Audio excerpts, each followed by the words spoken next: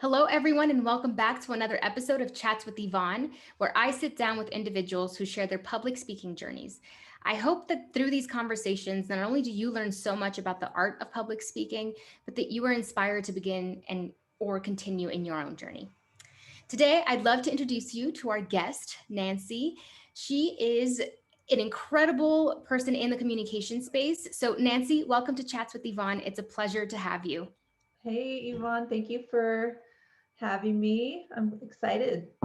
No, thank you. And I could never do an intro of you justice. So I'll just turn it over to you to introduce yourself and tell us a little bit more about who you are and sort of your experience within the communications space. Sure. My name is Nancy Marmolejo. I am an executive leadership coach. I also work in the space of personal branding, and I'm a speaker. And all of those go well for me together because I use speaking as a way to promote my business. People hire me to come in and give talks, workshops, and just my journey to where I am today probably started when I was 5 years old and I wrote a poem and my mom put it on an index card and had me stand up in front of everybody and read it. And progressively through there.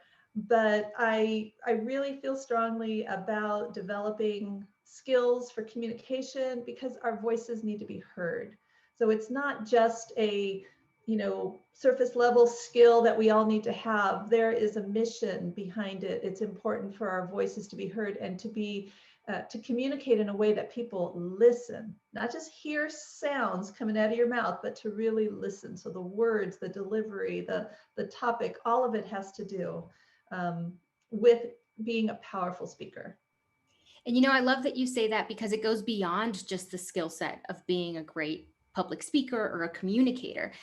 That is a really important key part of also the work that I hope to do and continue doing is, it is nerve-wracking. It is something that sometimes we don't want to do necessarily, but it helps us create spaces for ourselves and for our communities. And I also love that story about your mom making you go and read something out loud, which is awesome. That's great parenting. Oh my God. I wasn't a shy kid. So I was like, okay, great.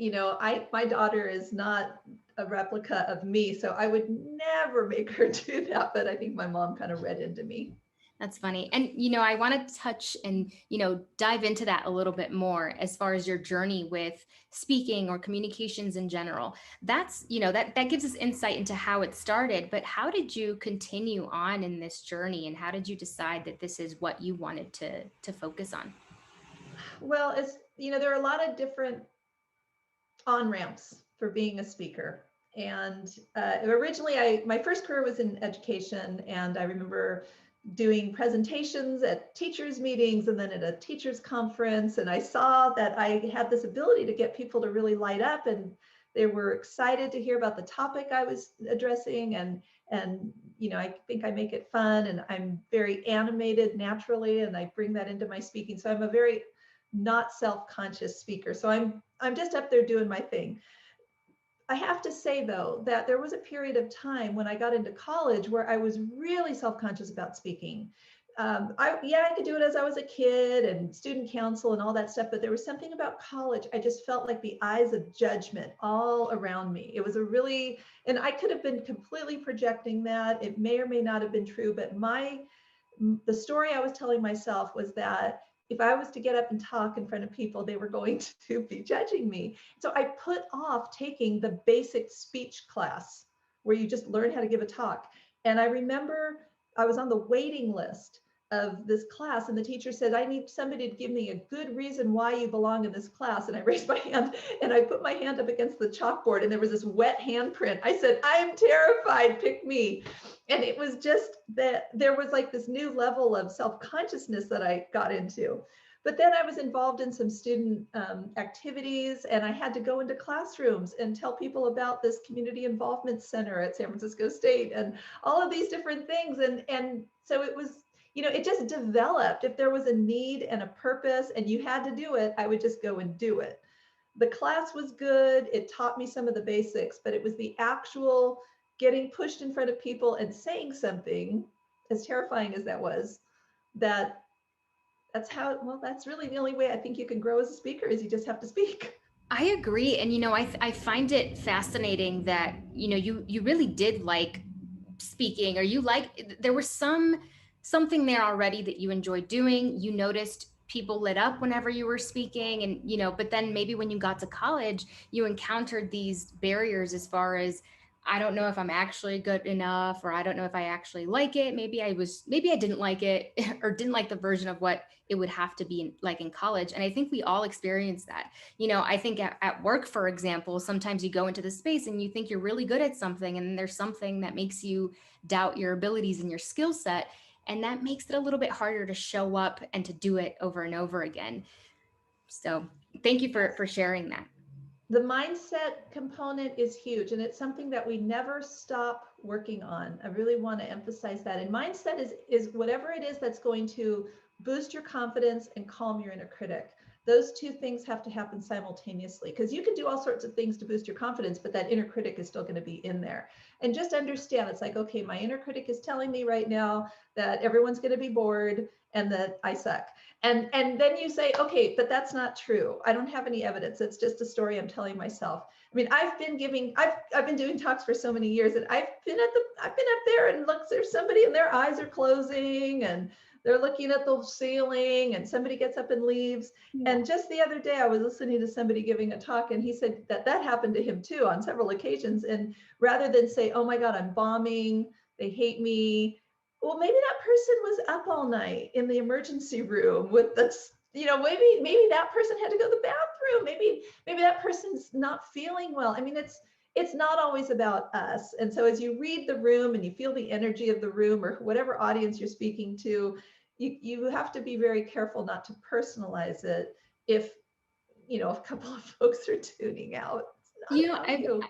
Yeah, I love that you say that. And that sort of brings me to my next question, which is, you and I met, or I met you. You hadn't yet met me, really, because you were leading a workshop for San Jose State at the Women's Networking Business Conference that recently happened. And I was really impacted by your workshop, right? I just felt connected to it. And I was like, wow, this is awesome. It made me think in a different way that I hadn't before about what I do and why I do it. And so I'd love to ask you, in your work throughout the workshops and throughout speaking engagements that you have, what has been your biggest lesson in working with people, specifically around communications? Whether it's what people fear the most, what, people want to improve the most.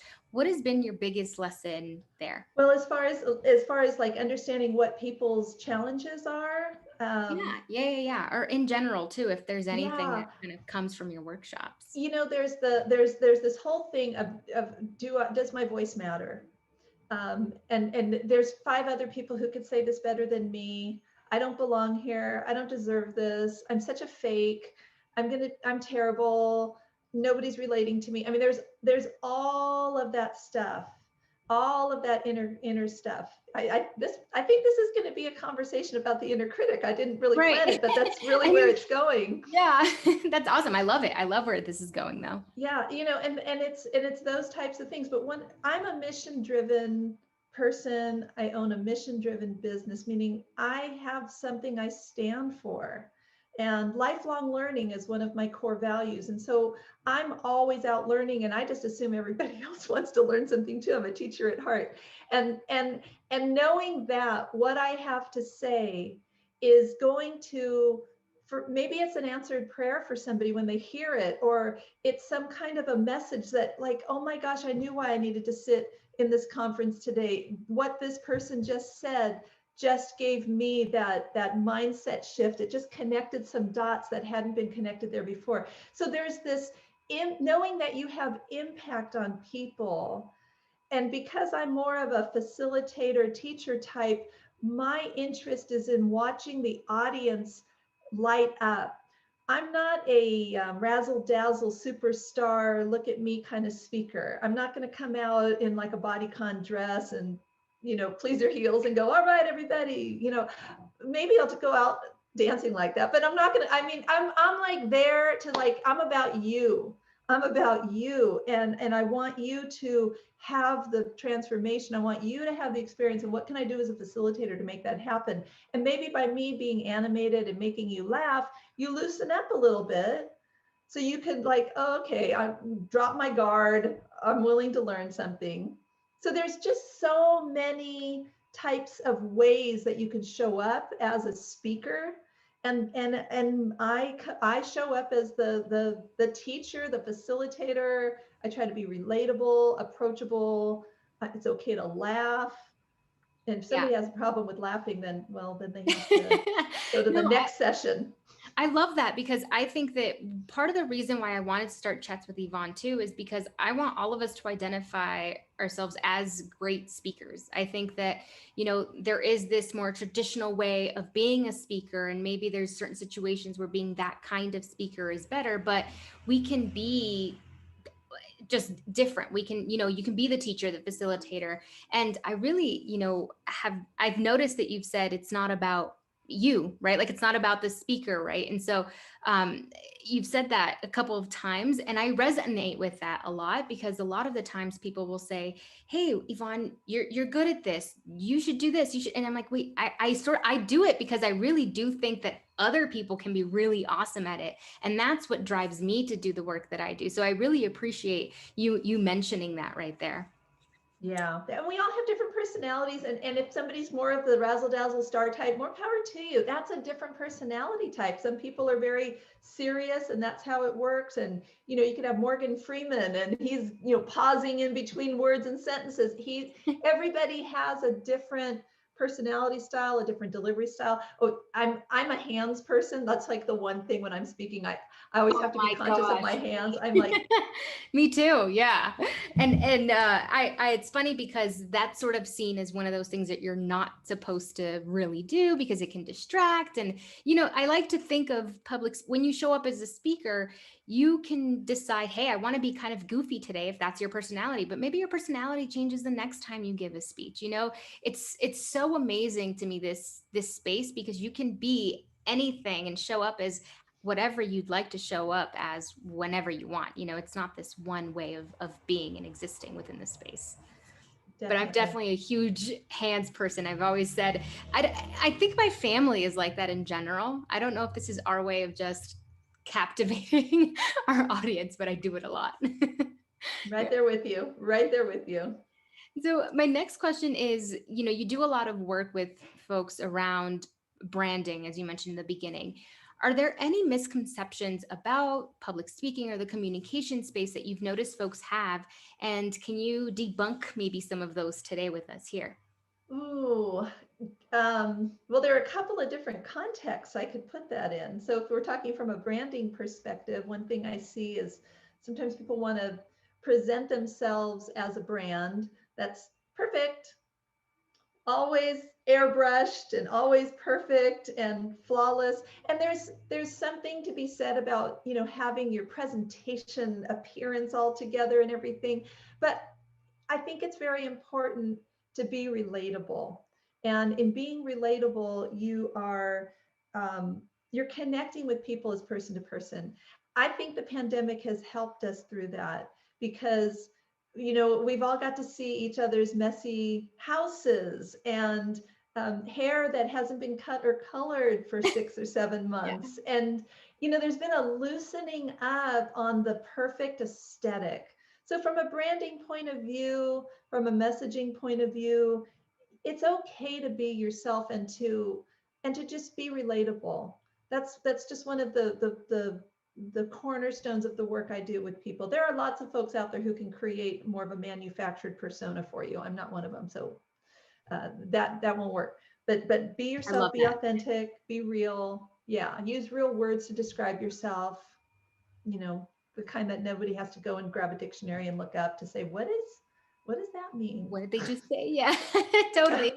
So I think that I'm transitioning out of that, right? Because there's a lot of things that you have to unlearn. We come into a space where I'm like, oh, I want to be a really great speaker. I really like it. I light up. I feel good every time I do it.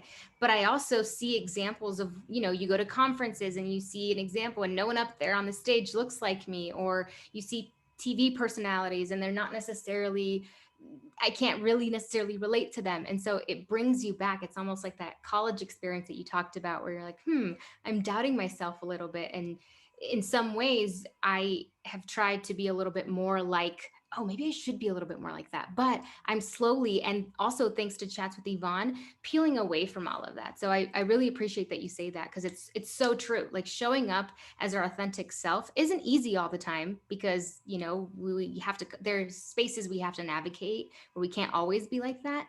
But, you know, meeting people like you and connecting with people who are really successful at what they do and are doing so in the most authentic way that they know how, I think is awesome. So thank you for sharing that.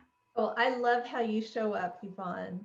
I love how you have this, you're natural. It's like we are two peas in a pod. So that's why this has been, you know, and I love watching your show because there's so many different types of voices that you showcase. And I love just listening to everybody, all ages, all backgrounds. It's just been fantastic. Well, thank you. I mean, that means the world to me, coming from you. And I know that we've had conversations before, but I do see you as somebody that I look up to, because it's, I relate. I feel like we relate to in a lot of ways. So thank you for taking the time to be here, first of all. But I did want to transition over to a lot of the questions that I get are, Yvonne, how do I get better at public speaking? And to put it simply, I always say, my gosh, we just have to practice and figure out what you want to say, right? But I'm sure you have a better way of framing that. And, you know, I kind of want to see for people that are watching and are looking to either gain a little bit more confidence in their voice or develop their story a little bit more, what would be a piece of advice that you give them? Okay, this is all like from the trenches advice. So I might give more than a piece. I might give a few Oh, pieces. please, please, please do. Take notes, everybody. And also, if anybody's watching this, if you want Yvonne to put out an online course on public speaking, raise your hand, put a heart, put a comment, because I want her to do that. I want to see Thank that you. happen. Thank you. Anyhow, I'm like the, you know, Yeah. stage mom. Okay, back to where we were. So I had a talk I was going to be giving, but I was also my daughter was a baby and she was at home, and I was like, oh my God, I got to go out and give this talk. I haven't like been in front of like adult people in a really long time. And I had this talk, and I needed to connect with an audience, but I didn't have an audience because, you know, I'm like sitting there with the baby. So I took all the stuffed animals and I made an audience. Oh my And God. I would give my talk. And whenever I do videos, because I couldn't relate to the camera, but I could relate to my audience. And hey, little stuffed bunny, and hey, little alligator that squeaks. I mean, I had all the little toys out there, and that's how I started.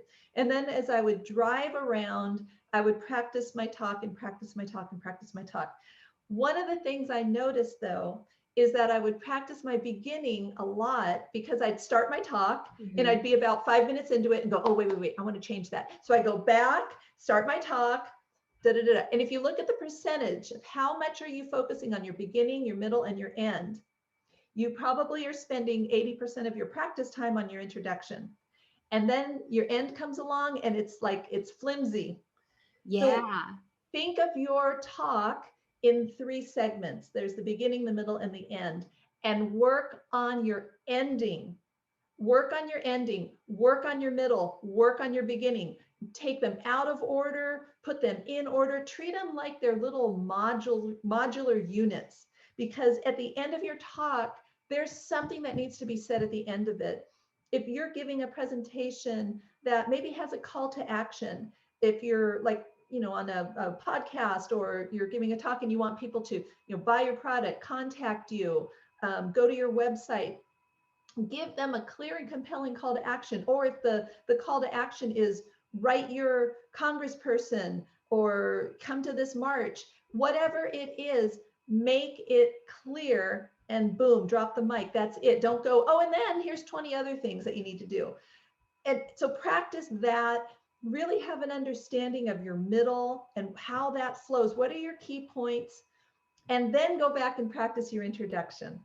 That in its, I know you said mic drop right now, but like that's a mic drop. I hadn't thought about it that way because, oftentimes you separate the kinds of communication, right? There's the written form and you think it's totally different than the spoken word or public speaking, but they're really one and the same. And, maybe we have learned in school, oh, start with the body. And then at the very end of everything, then write your introduction because you know what everything else is going to do. So I really love that. And in addition to that, I really enjoy that you told us about the stuffed animals because, as we all know, where we are in the world right now, that's probably what a lot of us will have to do anyway. So, and reemerge back into the world and actually start talking to people in person, right? So that's a really great piece of advice that I don't even know if you knew also fell into context with everything that's going on right now, but I love that. It's hilarious. I've been telling people that for so long, and really, and then my clients will call me up and say, "Oh, I did that stuffed animal thing, and it actually kind of worked." Or they put photos of people they know,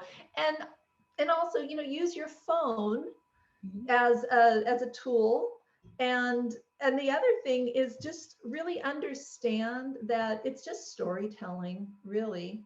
Even if you're talking about numbers, it's telling a story. People love stories. Since the beginning of time, in our prehistoric days, we sat around in our caves and we wanted to hear the story, and there's, what had happened, and every human wants the story, like what comes next, what comes next, what comes next. So think about it as a story, and the more you get together with people, start telling stories. If it's somebody's birthday, it's like, hey, let's tell a story about this person, and everybody, it's like practice. Give yourself as many opportunities as possible. Yeah, and that's a more comfortable setting to do it in, perhaps than right away going into an audience of so many people in this official capacity. Because I've also said that before, where I think that even talking the way I tell a story or retell a story to my mom or to my friends, obviously they're both different audiences. I like to think about them as different audiences because maybe with my mom I'm a little more PG, whereas with my friends I'm like, yeah, hell yeah, this happened, right? And so those are all different. They're all me, but they're all different personalities and ways of communicating that show up with different people. And I say chisme, like gossip. We all kind of like that. We all sometimes bond over it. So why not use it to our advantage and practice our public speaking a little bit? Hey, just be nice. Yeah, exactly. All the positive kind of chisme. Chisme. Yeah. Yeah, just catching folks up. I mean, I when I was growing up, I have a really big family, and both my mom and my dad are the youngest of huge families, and I'm the youngest of their huge family. So the generational line, like I had first cousins who were like 40 when I was born. So needless to say, I had, grandparents and great uncles and aunts and whatnot. They were really old. So I was going to a lot of funerals growing up. My whole life, it's always been like a lot of funerals because, when you have a really big family and things happen. And Yeah. I watch people give the eulogy, and I watch my dad, and my dad was like this extemporaneous speaker, didn't need notes. He could just lock into a story. And I watch him and I'm like, okay. And everybody in my family tells me that I'm like my dad. I have his gift of extemporaneous speaking. So just being able to get up and say something, that's a gift. And so we have to look at opportunities. Now, okay, so I've spoken at a few funerals, I've spoken at weddings, I've spoken at graduations and whatnot, but we have these natural occasions in life where people are gathering and somebody needs to say something. Maybe Yeah, it's and I you. love the connection that you're making there with our lives in general, because it doesn't have to be public speaking, and all this stuff doesn't have to be in relation to a career if you don't want it to, right? It's just about, I think that being and practicing being a great public speaker or a speaker in general or whatever it is also helps us be better communicators with the people around us that we love the most, that maybe sometimes we're not the best at communicating with. So I love the connections that you're making there, and I truly appreciate them. And with that, we are getting to a close of our segment here, but I wanted to ask you, why this and why now? Why the work that you do, and why right now in this moment? Well, we have voices that need to be heard first and foremost. And if you have a moment to reflect on your core values, that which you really believe in, what's your life mission? Use your voice to put that out there. I watch young people at these rallies get up and discover their voices, and I get so excited. Like, yes, yes, yes. Wherever it is, if it's in a spiritual organization or a political organization, a community organization, a rally, whatever it is, there are opportunities. And it always blows my mind when I see somebody just get up and speak from the heart. And you might tremble and be nervous and think, oh, I said the stupidest thing. No, it made no sense. Your energy and your intention is going to be reflection of your mission. So this is important now, because really, truly, truly, our voices need to be heard, because there's so many outlets right now that can control the narrative for us. And when we lose our power, when we let other people control our narrative, say what you have to say why it's important to you. Those are things that have to happen. That's in my mentoring work with up and coming speakers and leaders, it's just reminding everybody, you know what, you have a voice, you have a message, you need to say it, let's do it. And Nancy, that is a truly perfect way to end our segment today. And I'd love to leave folks with a little bit and let them know where they can connect with you and learn more from you. If you want to go to my website, it's talentandgenius.com, all one word, talentandgenius.com.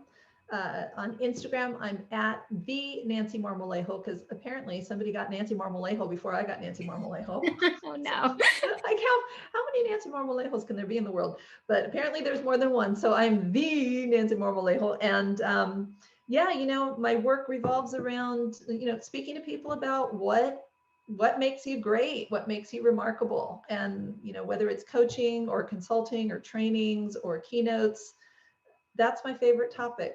And using speaking to put your genius out in the world, perfect pairing.